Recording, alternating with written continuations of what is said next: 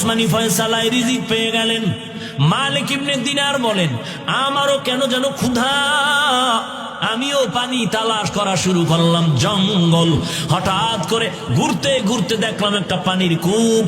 ওই কূপের থেকে পানি নেওয়ার জন্য যখন আগাইতেছি, তাকায় দেখি ওই কূপের কিনারায় জংলার হরিণেরা এসে পানি পান করতেছে। আমি একটু দূরে দাঁড়ায় রইলাম।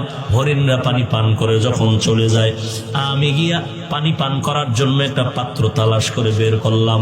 ওইটার সাথে একটা রশি লাগাইয়া এরপরে আমি পানির পাত্রটা ওই পানির মধ্যে নিচে ফেলে দিলাম। পানিটা উঠাচ্ছি আর মনে মনে ভাবতেছি, হরিণেরা তো পানি পান করলো, কোনো পাত্র লাগলো না, ঠোঁটের আগায় পাড়ে দাঁড়ায় দাঁড়ায় পানি পান করলো। আর আমি মালিক আল্লাহ তোমার গোলাম, আমার জন্য কেন এত কষ্ট করতে হয়? আল্লাহ ইলকা করে দিলেন, মালিক ওই হরিণের মতো যদি তাওয়াক্কুল করতে পারতি, ওই হরিণ আমার উপরে ভরসা করেছে আর তুমি পাত্রের উপরে ভরসা করেছো, আমার উপরে যদি ভরসা করতি রে মালিক, আমি তোর ঠোঁটের আগায় আমিও পানি পৌঁছায় দিতাম। गर तवक्कुल मी कुनी हर सुबह शाम, नीरसानद रिज़्क़ तू अज़ला मक़ाम। या अय्युहल्लज़ीना आमनू इस्तईनू बिस्सब्रि वस्सलाह, इन्नाल्लाहा मा'अस साबिरीन।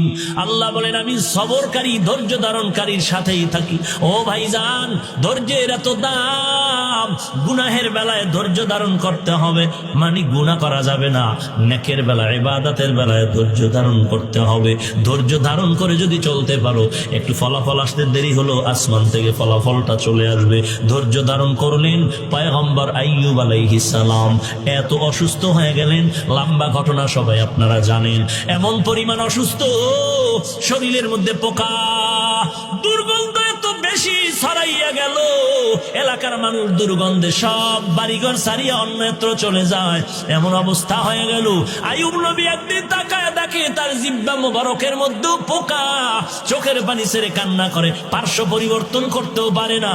আল্লাহকে বলেন, আল্লাহ আমার এই জিহ্বাটা এতদিন ভালো ছিল, আমি তোমার নামের জিকির করে করে তৃপ্তি পাইতাম, ক্ষুধা লাগতো না রে আল্লাহ, এখন আমি কেমনে জিহ্বা দিয়া তোমারে ডাকবো? জিহ্বার মধ্যে এত অসুস্থতা।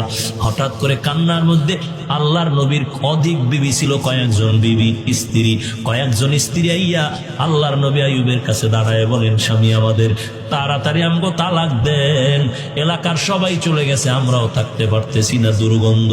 এইবার ইশারায় আইয়ুব নবী বলে, যাও যাও।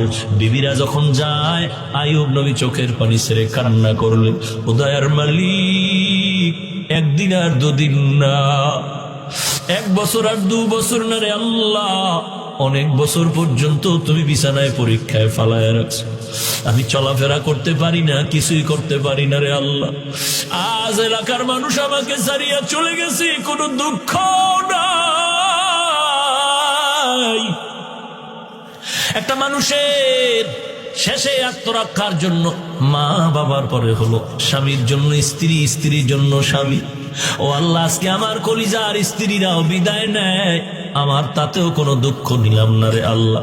তোমার কাছে আমার আবদার, এলাকার মানুষ আমারে ছেড়ে দিয়া যায়, আমার স্ত্রীরাও যায়, তবে তুমি আমাকে ছেড়ে দিও না রে আল্লাহ।